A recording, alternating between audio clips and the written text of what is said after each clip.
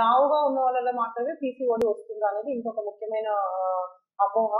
మీరన్నట్టే 80%, 60-80% wait ఊబకాయం ఉన్న వాళ్ళలోనే PCOD ఎక్కువగా చూస్తుంటాం. కానీ ఒక 10-20% లీన్ వాళ్ళలో, సన్నగా ఉన్న వాళ్ళలో కూడా పీసీఓడి చూస్తుంటాం తరచుగా మేము. కానీ లీన్ పీసీఓఎస్ అంటాం. అదొక డిఫరెంట్ ఎంటిటీ. సో ఎందుకు అసలు ఇది వస్తుంది? సో పీసీఓడి ఇంకా చాలా మంది ఏం చెప్తుంటారు, మేడం నాకు పీసీఓడి ఉంది, థైరాయిడ్ ఉంది. సో నేను అందుకే చాలా లావు అవుతున్నాను. సో ఇది ఖచ్చితంగా అపోహే. గుర్తుపెట్టుకోండి, మీరు పీసీఓడి వల్ల లావు రావట్లేదు. మీకు ఇంట్రిన్సిక్ గా, జన్యుపరంగా సపోజ్ మీ పేరెంట్స్ కానీ, గ్రాండ్ పేరెంట్స్, మీ గ్రాండ్ మదర్ కానీ, మీ మదర్ కానీ ఉంటే ఆ జీన్స్ మీకు కూడా ఇన్హెరిట్ అయ్యి మీకు కొద్దిగా రిస్క్ ఉండొచ్చు, పీసీఓడి రిస్క్. మీరు ఎప్పుడైతే వెయిట్ పుటాన్ అయ్యారో, సో ఎప్పుడైతే మీరు లావ్ అయ్యారో అప్పుడు ఖచ్చితంగా ఈ ఫీచర్స్ అన్ని బయటపడతాయి, పీసీఓడి లక్షణాలు.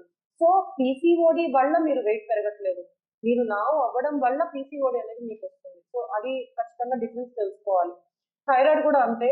థైరాయిడ్ కంట్రోల్లో ఉన్న, మైల్డ్ ఎలివేషన్ ఉన్న, దానివల్ల చాలా వెయిట్ గెయిన్ ఏమీ ఉండదు.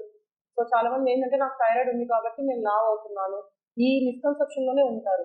సో మనం చేయాల్సింది మనం చేయాలి, డైట్ చేయాలి, బ్యాలెన్స్డ్ డైట్, రెగ్యులర్ ఎక్సర్సైజ్. ఇవేమి చేయకుండా నాకు థైరాయిడ్ ఉంది, పీసీఓడి ఉంది, సో నేను వెయిట్ ఉన్నాను అని జస్ట్ అదొక వాటి మీద బ్లేమ్ వేసేసి మనం ఏమి చేయకుండా ఉండడం అనేది ఎంత మటుకు కరెక్ట్ కాదు. సో ఇప్పుడు మనము చాలా స్ట్రెస్ ఫ్యాక్టర్స్ కానీ వీటన్నిటి వల్ల ఏం చూస్తున్నాము, స్ట్రెస్ కానీ లేకపోతే ఎండోక్రైన్ డిస్ట్రప్టర్స్ అంటాము, ఎన్విరాన్మెంటల్ పొల్యూషన్ కానీ, లేదా కొన్ని జీనో ఈస్ట్రోజన్స్ అనేటివి ఎక్కువ ఇప్పుడు ప్లాస్టిక్స్ లో, బ్యూటీ ప్రొడక్ట్స్ లో, పెస్టిసైడ్స్ కి వాడుతున్నారు.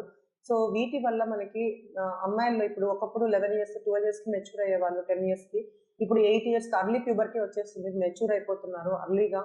సో వీటన్నిటి వల్ల కూడా సో ప్లాస్టిక్ వాడకం తగ్గించాలి, డెఫినెట్లీ పొల్యూషన్ తగ్గించాలి, స్ట్రెస్ లెవెల్స్ కూడా తగ్గించుకోవాలి. సైకలాజికల్ స్ట్రెస్ వల్ల కూడా పీసీఓడి వచ్చే ఛాన్స్ ఉంటుంది. సో సో వీటి వల్ల మనం అమ్మాయిల్లో అర్లీగా ప్యూబర్టీ చూస్తున్నాము. వీళ్ళు వెయిట్ ఎక్కువ అయినప్పుడు, ఒబేస్ అయినప్పుడు, సో చైల్డ్హుడ్ ఒబేసిటీ అంటాము, వీళ్ళు తర్వాత ఫ్యూచర్లో వీళ్ళకి పీసీఓడి వస్తుంది.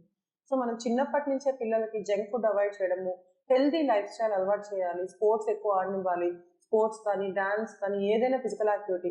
సో ఎప్పుడు ఇంట్లోనే ఉండి గేమ్స్ ఆడుతూ, వీడియో గేమ్స్, ట్యాబ్, ల్యాప్టాప్ లేదా సినిమాస్ చూడడము, సో ఇవన్నీ కూడా phone, mobile usage, screen time అంటాం అన్ని కలిపి. సో దాన్ని చాలా తగ్గించాలి పిల్లలకి, మనము తగ్గించి స్పోర్ట్స్ ఆడడానికి లేదా డాన్స్ కానీ, స్విమ్మింగ్ కానీ, సో ఇలాంటి యాక్టివిటీస్ అలవాటు చేయాలి ఖచ్చితంగా.